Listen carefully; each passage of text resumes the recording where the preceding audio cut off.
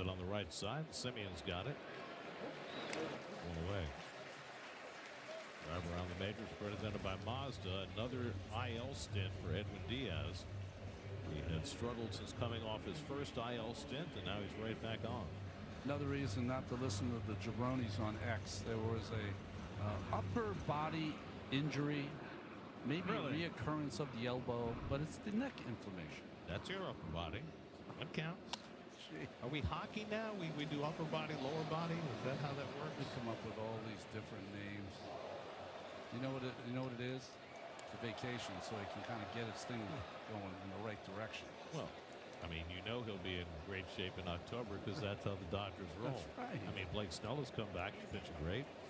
Otani's starting to throw bullpens. He'll be ready to go. The mental rest. That's what it's. Austin Hayes was released by the White Sox 2 weeks ago, picked up by the Padres. And he hits a breaking ball foul. Austin Hayes now with his 5th different team. First at bat for the Padres was a pinch hit homer. 4 for 11 so far as a Padre.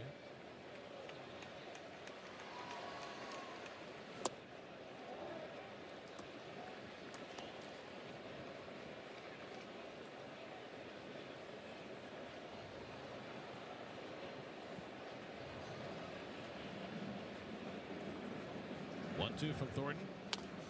Curveball fouled on him. The Padres are in the 3rd wild card spot. Mets gained a game off last night. They're only 10 behind. They're creeping. I mean, we're still in it. I mean, anything you're can happen. mathematically eliminated. Hey, what, 5 weeks left? 5.5 weeks? You never know, as Joaquin Andujar would Stranger say. things have happened. You need to put together a nice run like the Red Sox. Joaquin, I tell you one thing. You never know. He and you have the greatest right-handed moves at first base. Both of you were very quick. I had to be on my toes. And never got bad throws, always accurate throws. Again, the 1-2. He pokes that one foul down the right side. I remember about Joaquin is that he occasionally would pinch hit. He'd hit from both sides. Sometimes right-handed, sometimes left-handed. Jack was a little goofy, to say the least. He used to always, his last throw, when he warm up, throw it in the first inning, he'd throw it into the back, into the backstop on purpose. One tough Dominican. That was his title for himself. Yes. Hey. Oh. Well, that's a shot right there.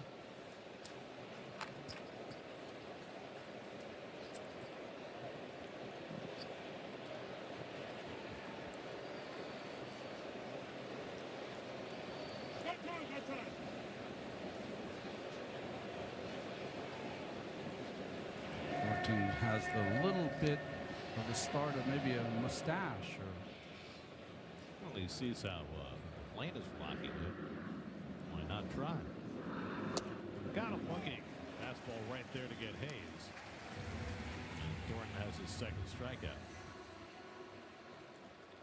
Just I love the moxie of this left-hander. Not afraid to pitch into the right-handers. He's got great accuracy in there. Tied him up. I mean, you could see how Hayes was looking out over the plate. Now Freddie Fermin, who really put a crimp in the Mets' trip to San Diego in June. He had not hit a home run this season, and the Mets had a lead, and he hit a 2-run homer off Austin Warren, and then for good measure he homered the next day. He's only had 2 home runs since.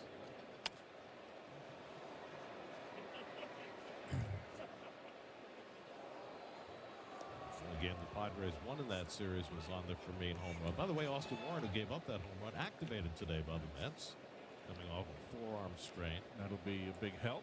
Chase McDermott sent down to Syracuse.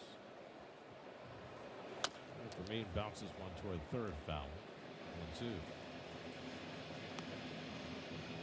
He spent 4 years as the backup to Salvador Perez in Kansas City before he came over to San Diego mid-season last year. Now he's the backup to Luis Camposano, who has been reeking, but for me, the better defender. He skies one out to right field. Bench is right there waiting for it. So Torre has himself a 1-2-3 top of the second. 1-0 Padres.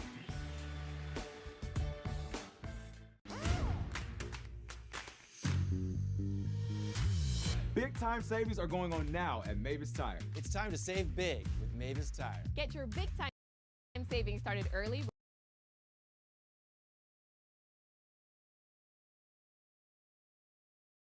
Our experts for honest service. Depend on us to keep you driving. Dependable people. Dependable people. Dependable people depend on Mavis. Depend on Mavis. Depend on Mavis. James is a man in love, but he's a man who's been burned by love before. So he believes keeping a close watch on his spending helps him resist temptation. Wells Fargo gets the logic and helps him track spending in their mobile app. However you make money work, we can work with that. Keep walking, James. Keep walking.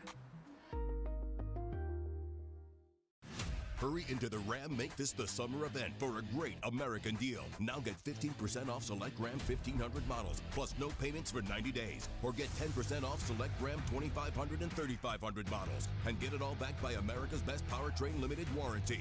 Don't wait. Get a great deal during the Ram Make This the Summer event. Or right now during the Ram Make This the Summer event. Get 12% below MSRP on the 2026 Ram 1500 Bighorn Crew Cab. Don't miss this great offer. See your Philadelphia area Ram dealer. You asked for it, so we delivered. It's the throwback value menu from Pizza Hut. Your favorite starting at $3, featuring a personal pan just like you remember, and the iconic stuffed crust for only $10 and more. Check out everything on the throwback value menu, only at Pizza Hut.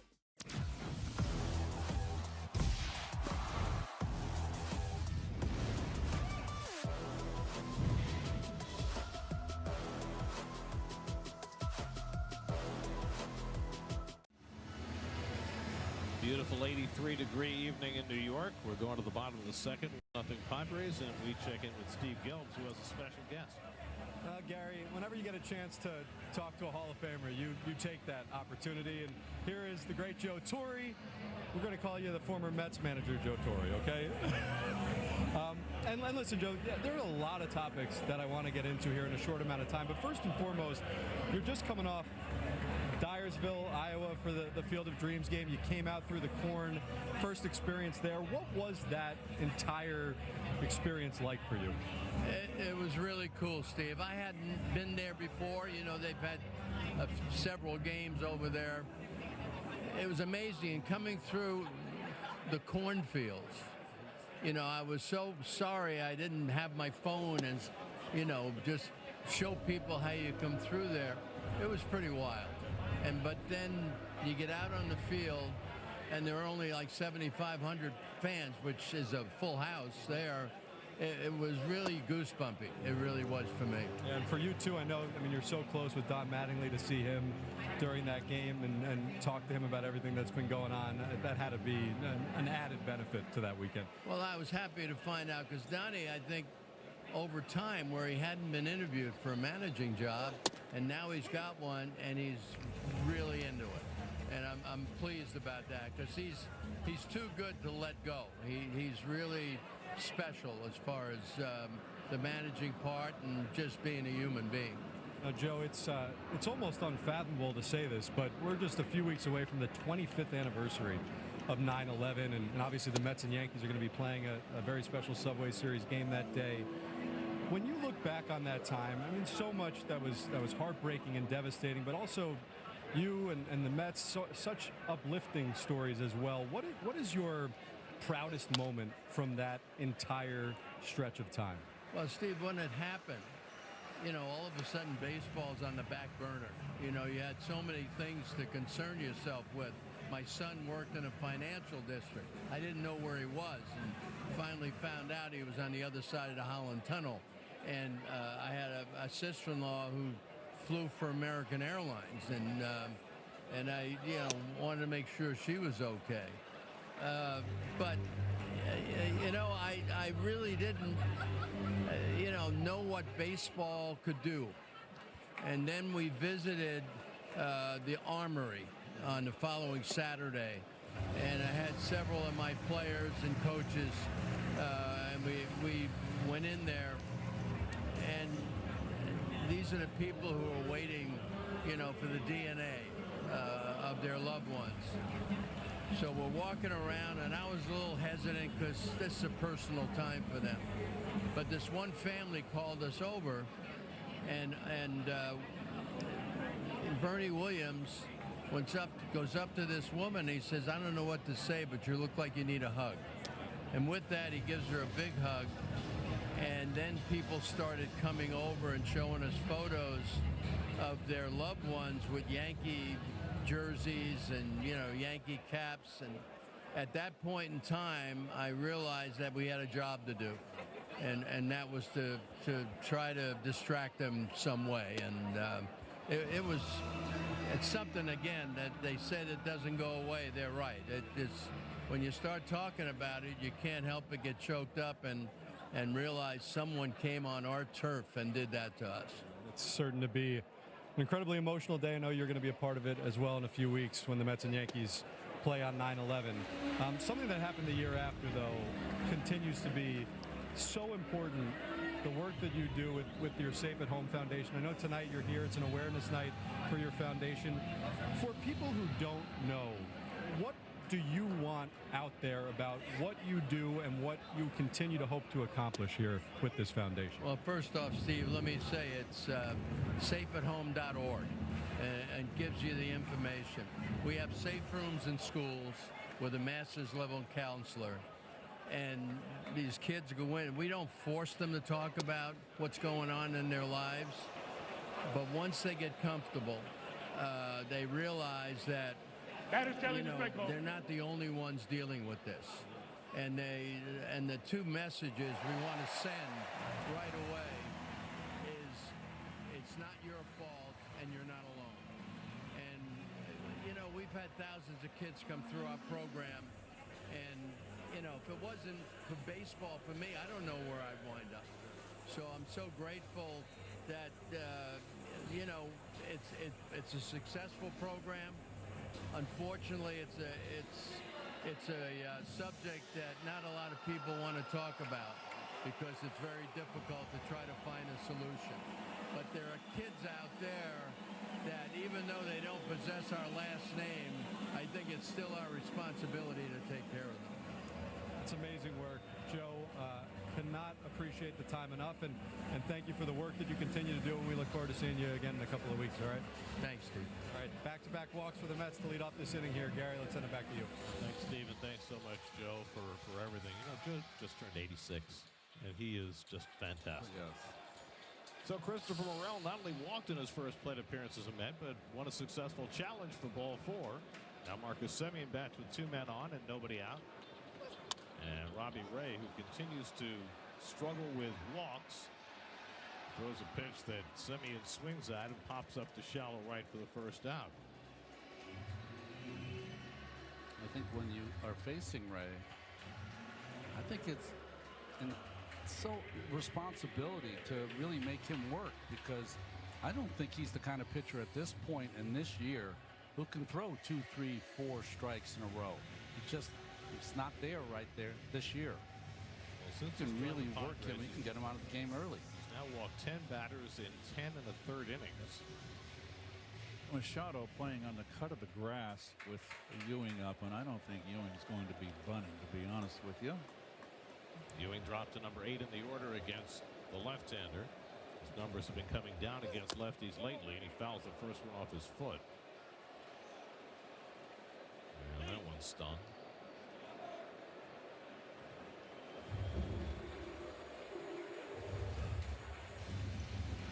Well, the Padres for a long time were going with 2 starting pitchers and 3 bullpen games, so they needed starting pitching. They brought in Casey Mize, who pitched a gem on Sunday for them against the Guardians, and Ray, who's still trying to find his form with the Padres. They should be getting Nick Pivetta and Joe Musgrove back at some point in September, so they could be very very fortified by the time they get to the postseason if they're able to make it. Otherwise, they need Stammen to come in and pitch 4 innings in relief like he used to do. Ewing 1 for 4 last night. Alvarez at second, Morel at first with 1 out. Ray misses away with a slider, and it's 1-1. I asked Craig Stammen his biggest influence as far as his managerial career. He said Davey Johnson was the best he ever had. Davey was probably the manager when he got there to Washington. Yes, exactly.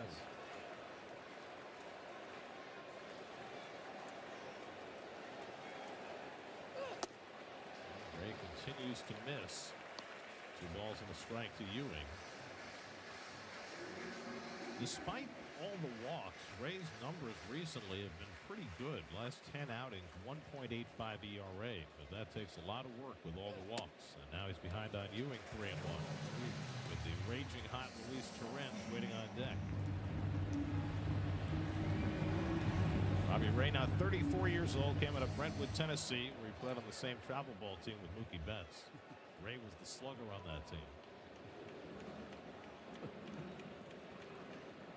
3-1 coming, and that one off the bat of Ewing. It's a foul ball.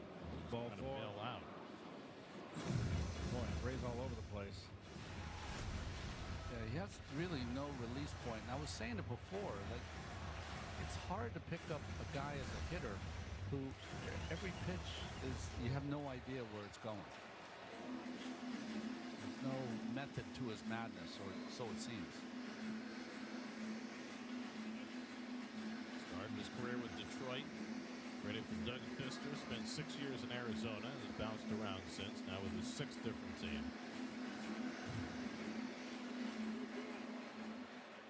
2 aboard on walks. A full count to Ewing with Torrens on deck.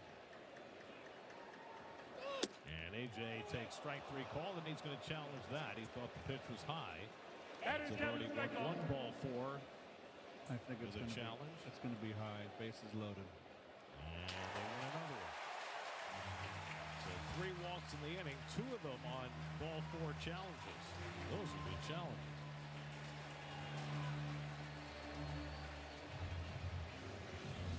Robbie Ray walked more hitters than any pitcher in the majors this year, and the Mets hoping to take advantage of it here in the 2nd inning. Well, they got Babe Ruth coming up.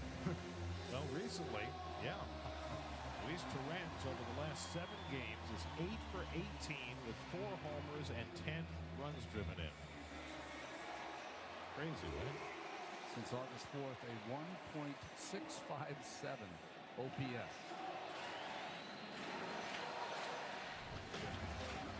There's Juan Soto doing some exercises before the game. He was doing some fairly good running around the pylons, too, trying to recover from his calf injury.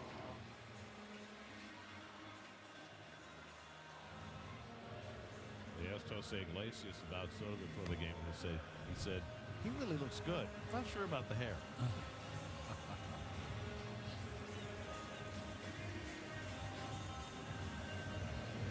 Vientos was also out of the field today, taking batting practice and taking some throws, coming back from a fractured hand. Torrens' lifetime with the bases loaded, a .424 hitter. Infield back at double play depth. Torrens takes that first pitch changeup down for ball 1. He says 3 of his 6 home runs against left-handers this year.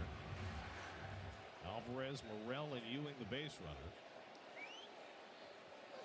And Torrens grounds one to third, might be a double play. Machado comes home for the out, and the relay to first not in time.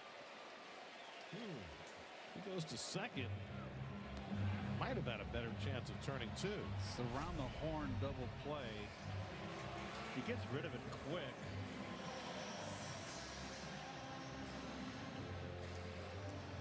What do you think? Think he's better off going to second? He could have either way, in my opinion. I think he might have had a better shot going to 5 around the horn. Well, the bases remain loaded with 2 out for Francisco Lindor, who struck out his first time up. What do you think, Ron? I was thinking he was a little worried about Ewing and his speed. at second base, getting in the way of Cronenworth, but I think you're assured it's a double play if he goes around the horn.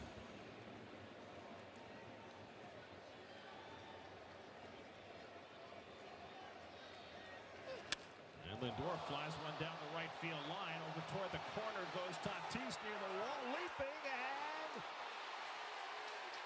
he caught it. Oh my God. Fernando Tatis Jr. taking a grand slam away from Francisco Lindor with a brilliant leaping catch against the fence. Oh, the platinum. Two-time platinum award winner. And he went full extension to take a grand slam away from Lindor. What a play. We're seeing some great outfield defense in this series. Tatis saves 4 runs. Introducing the first ever Infiniti QX80 Sport. And the first ever Infiniti QX60 Sport. Styled with a dark chrome, stealthed out exterior. And performance-inspired details. And with an interior so spacious and sleek. The only question is, which one will you choose? Experience exceptional offers on the new Infiniti QX60 Sport, only at your local Infiniti retailer. This summer, 2 fan favorites are back. Honey, pepper, pimento, pineapple, dragon fruit. They're back, they're so back, yeah, they're bringing that flavor back. Honey, pepper, pimento, yeah, that pimento. Pineapple, dragon fruit, bringing that pineapple back. They're back, they're so back, yeah, they're bringing that flavor back. They're so back. Honey, pepper, pimento, dragon fruit. Which favorite will you choose? This is what you get with cubic zirconia status. This is Hill Nana's diamond status. They upgraded us last week. When you want an upgrade that actually feels like an upgrade, it matters where you stay. Hilton for the stay. Yips, maybe tennis has ever seen that header bring in. That was something that no one had ever seen before, ever. G League Winter Showcase in Orlando. Stay tuned for the second half coming up after this. Food pantries, soup kitchens, and nutrition programs across the state. The food and resources they need unite to end hunger. Go to cfbnj.org to join us. Go to cfbnj.org today. Scott, sigan escuchando Mets Radio en español. Vamos Mets. Vamos a la parte alta, tercera entrada, Johnny, clase de jugada, ¿eh? Cuando yo le digo a un fanático, compra el ticket, vaya al parque, es para que vivan estos momentos. Estos momentos, jugador completo, como lo es Fernando Tatis Jr., alto, saltabilidad y en las posiciones, tanto del cuadro interior como el cuadro, o sea, los outfielders. Yo le decía que, bueno, lo único que te falta es pichar, y dice, eso viene. Sí, hoy el multiposition tiene un trabajo siempre garantizado y siempre. Exactamente. Ahí está la repetición de Tatis en la jugada. Y es el hombre que viene a batear. Tatis tiene cuadrangular de 1-1 en el partido. Aquí se cuadra para tocar el toque.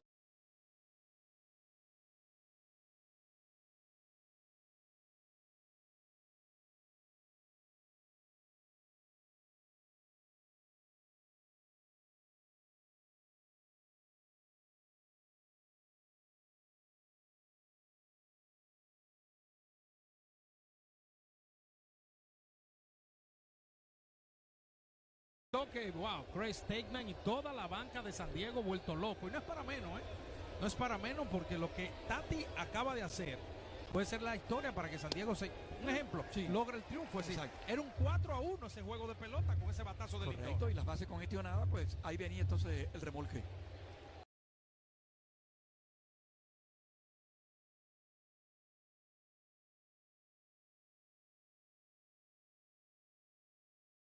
Cero y 2.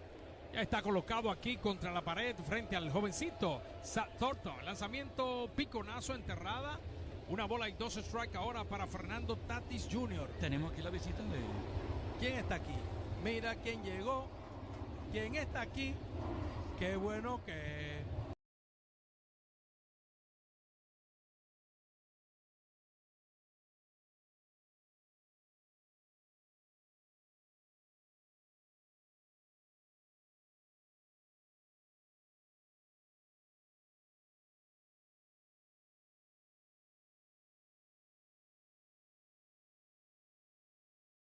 Me vino a ver.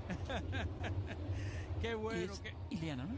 Iliana. Claro. Iliana que trabaja en lo que es la página de Mex en español. Sí, señor. Strike, le cantan el tercero, pero Tatis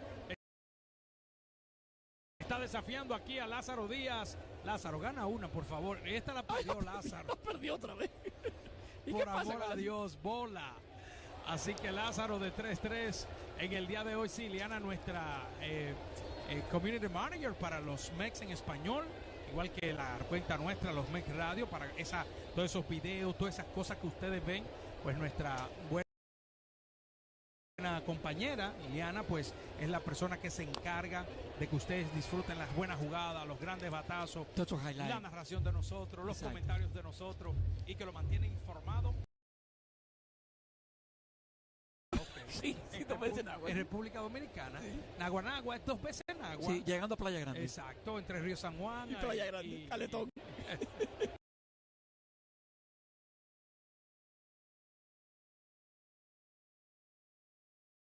No, entre Río San Juan y Sánchez. Sí. Nagua, por decirlo. María Trinidad Sánchez. Tierra de grandes, Johnny. Bateando, Rengifo, picheo, pegadito, tuvo que salir.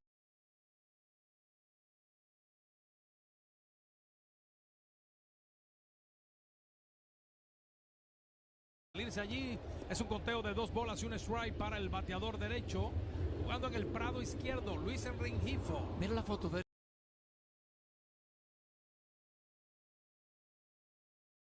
Los han parecido a Tioca. Sí, ¿verdad? Sí.